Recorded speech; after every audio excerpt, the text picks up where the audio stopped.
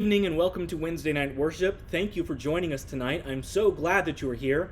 As you know, right now we are going through a series on villains of the Bible. In particular, we're focusing in on how the glory of God shines bright even in the midst of the world's greatest darkness. Tonight we are going to set our attention on the temptress named Delilah. However, before we can really understand the story of Delilah well, we first need to understand about Israel in its context during this time, as well as more particularly about the life of Samson. Following the Exodus, the nation of Israel went into the Promised Land, but they were not yet unified under a king. They operated, moreover, like a group of federated tribes. They were loosely connected, but had no real allegiance to one another. The book of Judges reveals that there was a cycle that took place over and over where the people would rebel against God and they would delight in idols, and then at this point God would be angry and frustrated and he would send in a foreign military to antagonize the people, at which point they would then be distressed and call out to God and ask for his forgiveness, and at this point God would raise up a judge who would restore order. And that cycle just repeats over and over throughout the book. The deliverers that God raised up were called judges, and the book of Judges contains 12 of these historical men and women. Samson is the last of those judges in this book, although we know from 1 Samuel that Eli and Samuel would later take on that role. The life of Samson is an example of how God can save even the weakest and vilest of people. If you were to read the story of Samson all by itself, just remove it from the Bible and read just that text, then you would probably look at this story and say, I think that man was a failure. In fact, I assume that he was an unregenerate, unsaved man. Well, I think it's important for us and helpful to begin with the way the New Testament describes Samson. It refers to him in Hebrews 11:32 in a list of others and says this, "What more shall I say? For time would fail me to tell of Gideon, Barak, Samson, Jephthah, of David and Samuel and the prophets who through faith conquered kingdoms, enforced justice, obtained promises, stopped the mouths of lions, quenched the power of fire, escaped the edge of the sword, were made strong out of weakness, became mighty in war, put foreign armies to flight." Now Samson was probably the strongest man who has ever lived, physically speaking. However, as we will see, he is desperately weak, spiritually speaking. So we see that he is both, in a physical and spiritual sense, acted upon by God in such a way that he fits the description of what we just read in Hebrews 11, that he was made strong out of weakness. In order to understand why Delilah was able to be so successful with her seduction of Samson, we first need to understand that Samson was a worldly man. He was governed by his human lusts. 1 John chapter 2, verse 16 gives us a trifold category to understand sin. It says, "For all that is in the world, the desires of the flesh, the desires of the eyes, and the pride of life is not from the Father, but from the world." Here we get probably the most succinct view of worldliness in the book of 1 John. Consider Eve in the Garden of Eden. What does she do? There we read in Genesis chapter 3, "When the woman saw that the fruit of the tree was good for food," lust of the flesh, feeding her bodily hunger, "and pleasing to the eye," lust of the eyes, in other words, she sees the forbidden and views it as beautiful, "and also desirable for gaining wisdom." Now remember, this is not godly wisdom that she is pursuing. Rather, she has just been told a lie by the devil that if she eats this fruit, she would be like God. The pride of life is viewing yourself as God. We see Samson fall in all of these ways as well. He was born under these very miraculous circumstances, but they set a tone for what's coming in his life. An angel of the Lord came to his parents and spoke to them and told them that they were going to bear a child, a little boy. And they were told, the wife was told, during your pregnancy, do not take any wine, do not eat any defiled food, do not have anything to do with the fruit of the vine, grapes, raisins, and such. And she was not permitted to do this because this child was going to be under a lifelong Nazirite vow. Now, this Nazirite vow for Samson had 4 components. The 4 components we see him breaking on a pretty regular basis. He was not to eat defiled food. He was not to drink any wine or any grapes. He was not to touch any dead things. And he was required to never cut his hair. Now, we're living in the season of COVID-19. Everybody has been talking about how desperately they would like to go in and get a haircut. I guess now, here in Nassau County, they're beginning to open up the opportunities for people to make a reservation and go get your haircut. But imagine this man who never cut his hair in his entire life. And it tells us later on that he would braid them into 7 locks. In Judges chapter 14, verses 1 through 3, we see the downfall in Samson's life begin. Samson went to Timnah, and at Timnah he saw one of the daughters of the Philistines. When he came up, he told his father and mother, "I saw one of the daughters of the Philistines at Timnah. Now get her for me as a wife." But his father and mother said to him, "Is there not a woman among the daughters of your relatives or among our people that you must go take a wife from the uncircumcised Philistines?"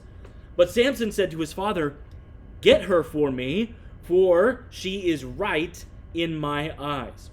Here we see lust at first sight. He was not interested in this woman's personality. He knew that it was against the command of the Lord to marry this woman. She was outside of the Israelite family. But he saw this woman, and he was willing to dishonor his God in order to have her. He had lust of the eyes. Now, before the wedding could take place, as he was walking from one place to another, Samson was attacked by a lion. We read in Judges 14, verse 6, "Then the Spirit of the Lord rushed upon him, and although he had nothing in his hand, he tore the lion to pieces as one tears a goat. But he did not tell his father or mother what he had done." Now, it's right here that we should acknowledge the fact that the only reason Samson had any strength whatsoever was not because of his own personal physique, but because the Spirit of the Lord would rest upon him.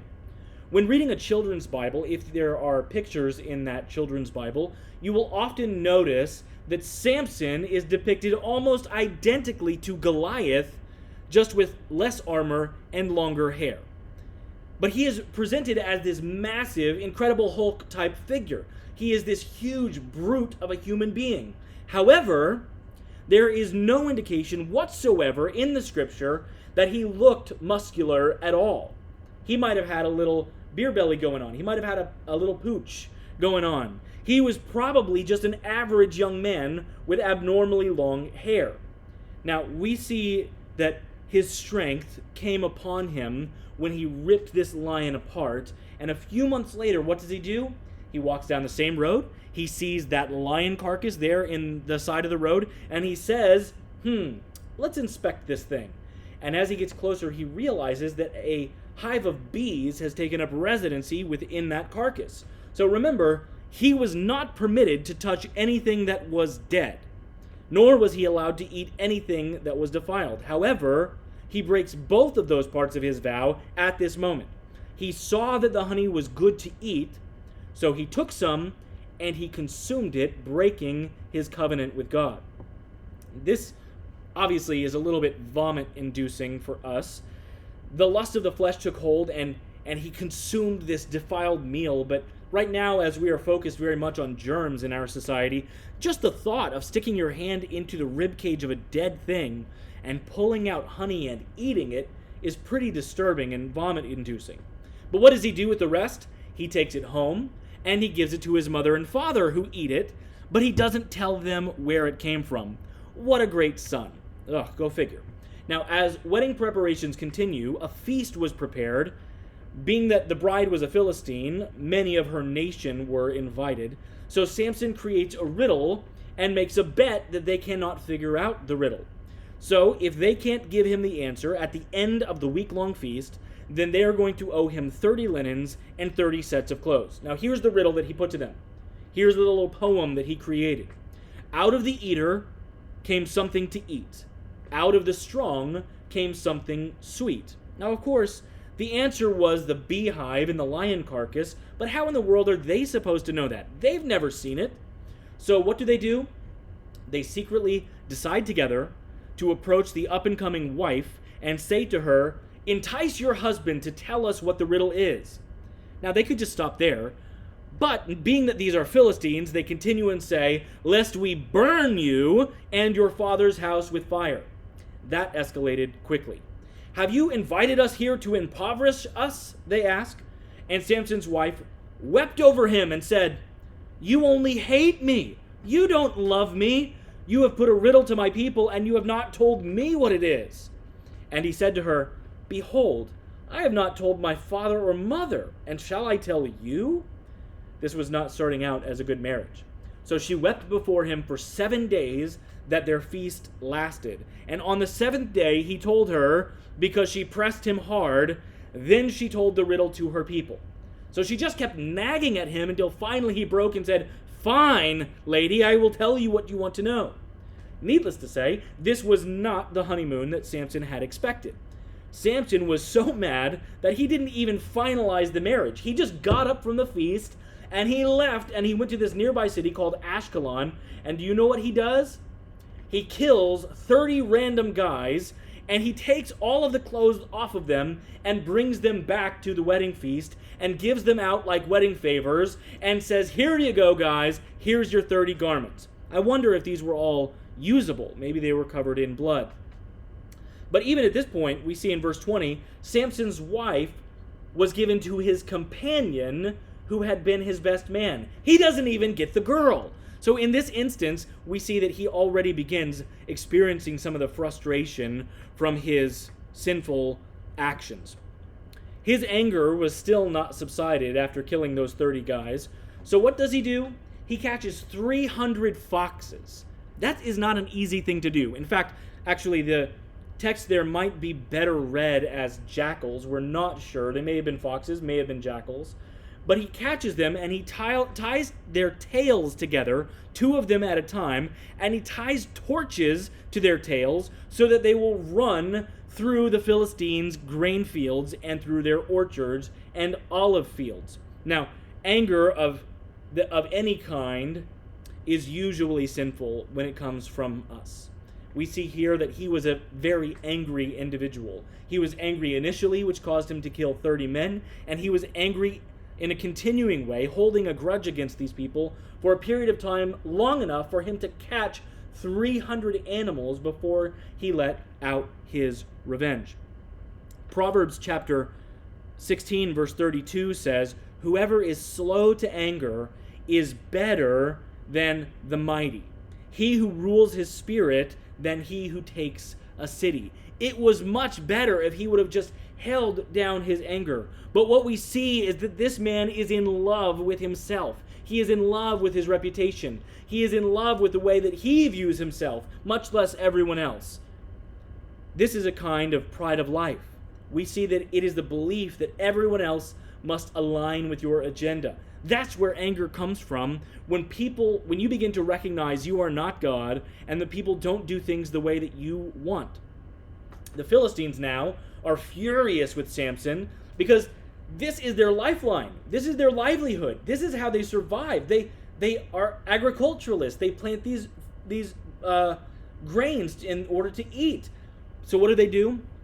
They create an army of 1,000 soldiers and they send them to arrest Samson. And when they can't find Samson, they begin intimidating the people of Judah so that Judah collects 3,000 men and they send them to the hiding place where they know Samson is, and they ask him to deliver himself over to the enemy.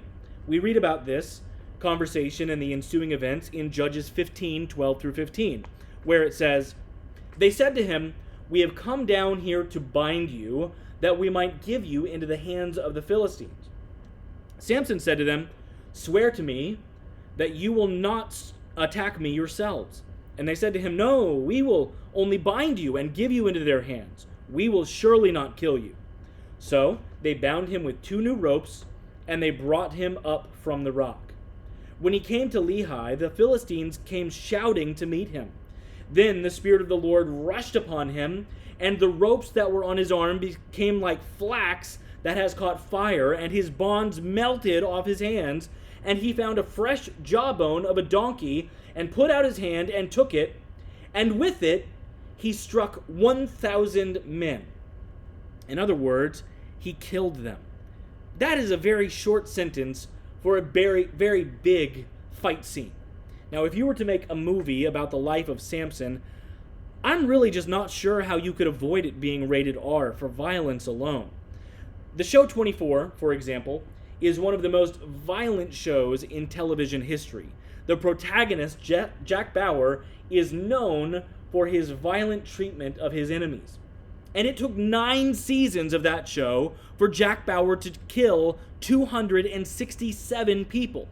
Samson killed almost 4 times that many in one fight using one weapon, which was from a dead donkey. He just reached down and grabbed out its jawbone. Now consider what it would take to kill an individual with the jawbone of a donkey. This must have been a disgusting mess. So what happens?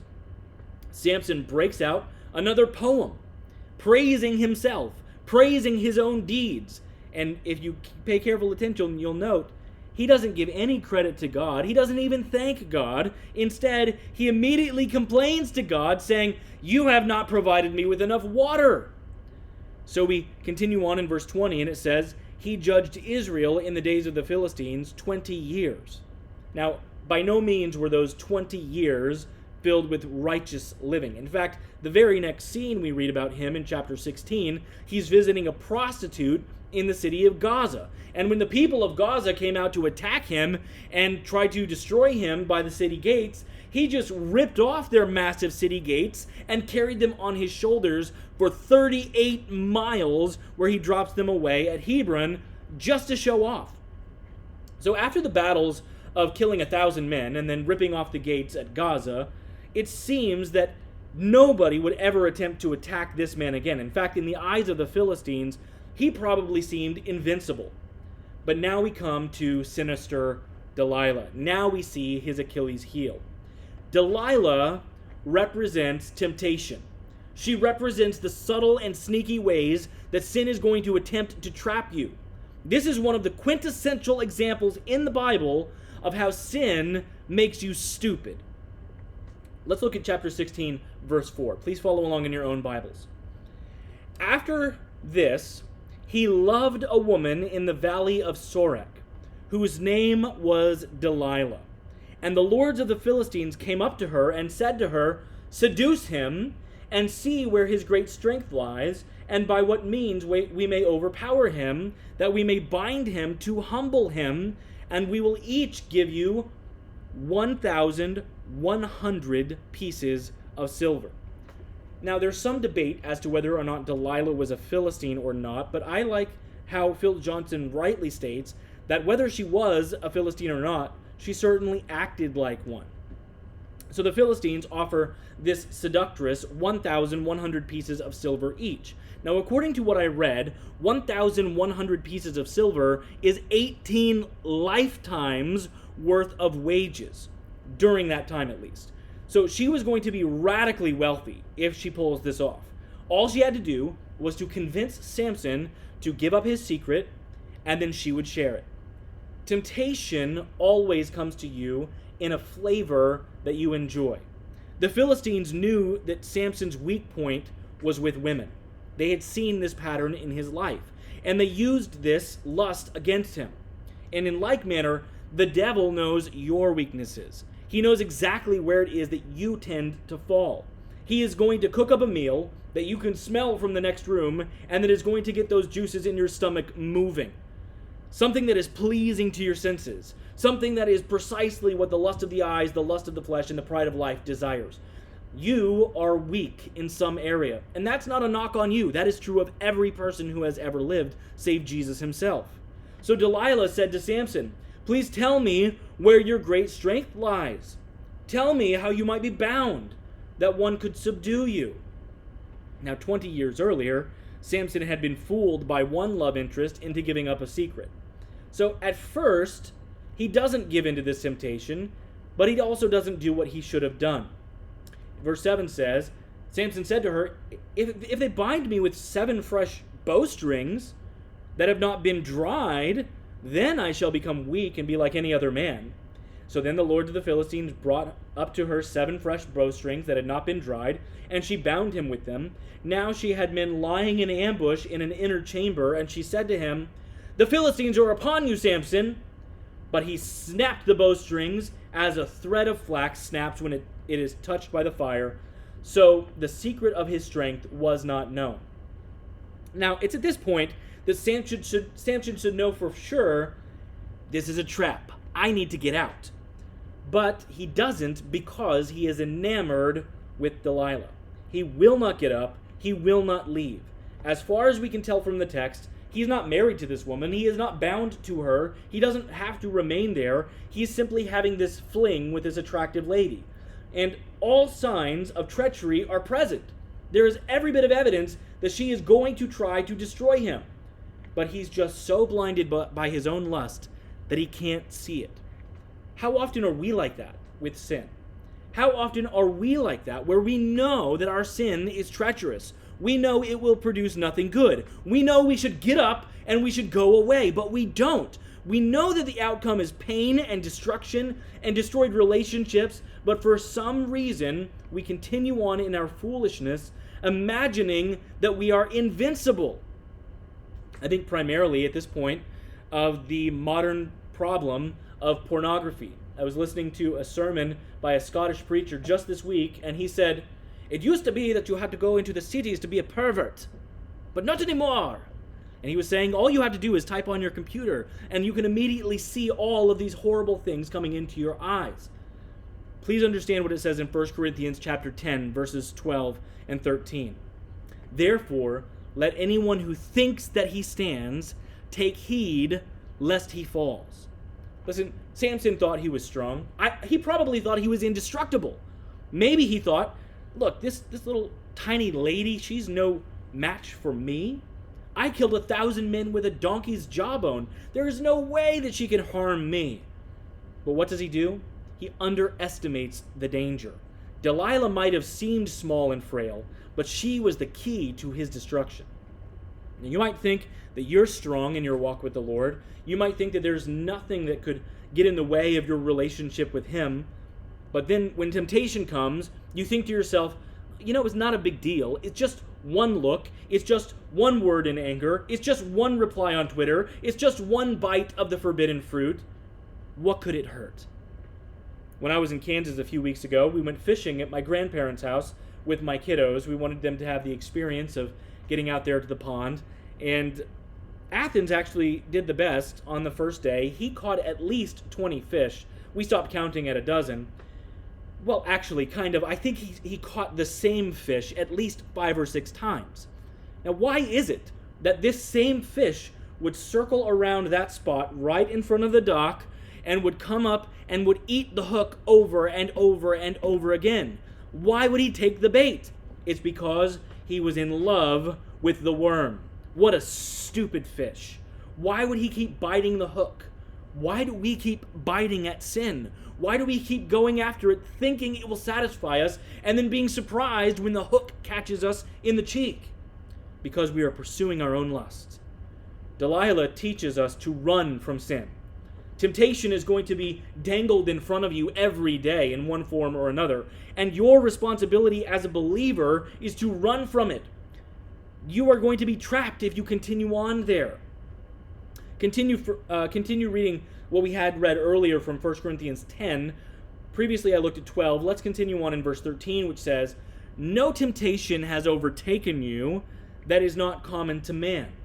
God is faithful, and He will not let you be tempted beyond your ability, but with the temptation, He will also provide the way of escape that you may be able to endure it."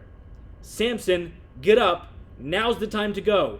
Now's the time to flee. Now is the time to run. You have an opportunity. Go. But he foolishly failed to run. We see in verse 10, "Then Delilah said to Samson, 'Behold, you've mocked me and told me lies. Please tell me how you might be bound.'" Wow. She's good, right?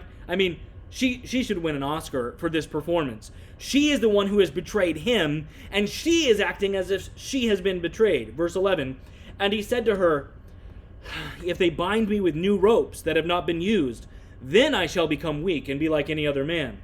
So Delilah took new ropes and bound him with them and said to him, The Philistines are upon you, Samson. And the men lying in ambush were in the inner chamber. But he snapped the ropes off his arms like a thread. Michael Scott once said, Fool me once, shame on me. Shame on you. Fool me twice, strike three. But the ropes did nothing, and Samson continued entertaining her question. Again, he has an opportunity to leave. But then Delilah said to Samson, Until now you have mocked me. You have told me lies. Tell me how you might be bound. And he said to her, If you weave the 7 locks of my head with a web and fasten it tight with a pin, then I shall be weak and be like any other man. Now this was a kind of loom that they would use to make clothing or to make rugs or tents or things like that. So while he slept, Delilah took the 7 locks of his head and wove them into the web, and she made them tight with the pin, and said to him, Philistines are upon you, Samson. But he awoke from this sleep and pulled away the pin from the loom and the web. And she said to him, How can you say I love you when your heart is not with me? You have mocked me these 3 times, and you have not told me where your great strength lies. And when she pressed him hard with her words, day after day, and urged him, his soul was vexed to death. And he told her all his heart, and said to her, A razor has never come upon my head, for I have been a Nazarite to God from my mother's womb. If my head is shaved, then my strength will leave me, and I shall become weak like any other man. What a fool. What a fool this Samson is. His pattern of sin has now led him to this moment where he is going to be brought low by the very person who he thinks is most dear to him. He is going to be humiliated by his enemies, and all because he was unwilling to walk away from sin. Verse 18 says, When Delilah saw that he had told her all his heart, she sent and called the lords of the Philistines, saying, Come again, for he has told me all his heart. Then the lords of the Philistines came up to her and brought the money in their hands, and she made him sleep over her knees. And she called a man and had him shave off the 7 locks of her head. Now 7 locks again are probably better interpreted as 7 braids, but either way, she pretended to be his closest confidant. She convinced him to fall asleep on her lap. She was acting as if she loved him. But then, as soon as the deed was done, we read, And she said, The Philistines are upon you, Samson. And he awoke from his sleep and said, I'll go out at other times, as at other times, and shake myself free. Sorry, I skipped a piece here. Let me take a step back. We read what she does directly after this. It says, Then she began to torment him. She began to torment him, and his strength left him. Isn't this exactly what sin does? It makes promises to you and promises you joy, but then results in nothing but torment. You think it will make you happy, but then there's a turn point in the relationship where all of a sudden, all it gives to you is this torment where it mocks you for your foolishness. And then his strength left him. Your sin is going to make a lot of promises to you, but it's only going to lead you to the grave. It will pretend to fulfill you, but it will torment you when you reach that point of no return. So that's where we arrive, where the Philistines are upon Samson. He awakes and he says, I'm going to go out just like I have before, like at other times, and I'm going to shake myself free. So now we arrive at what I believe to be the saddest verse in the entire book of Judges. He says, But he did not know that the Lord had left him. The power that he once enjoyed had departed from his body as the Holy Spirit refused to rest on him any longer. Thankfully, we are guaranteed the Holy Spirit if we are in Christ. He will not depart from us. However, we are able to grieve the Spirit. When we walk in sin, we displease the Spirit. And if you continue on in perpetual rebellion, it is a sign that the Spirit of God was never with you to begin with, and that you are a self-deceived unbeliever. Samson learned the hard way that sin makes you stupid. He learned the hard way not to rely on the flesh. And the Philistines seized him and gouged out his eyes and brought him down to Gaza and bound him with bronze shackles. and he ground at the mill in the prison, but the hair on his head began to grow again after it had been shaved. Your pet sin, the one that you hide, the one that you love, the one that you don't want to give up, it doesn't love you. Delilah, she was in it for the money. She never loved Samson. Your sin is there to shame you, to mock you, to shave your head. The higher you climb up a ladder, the farther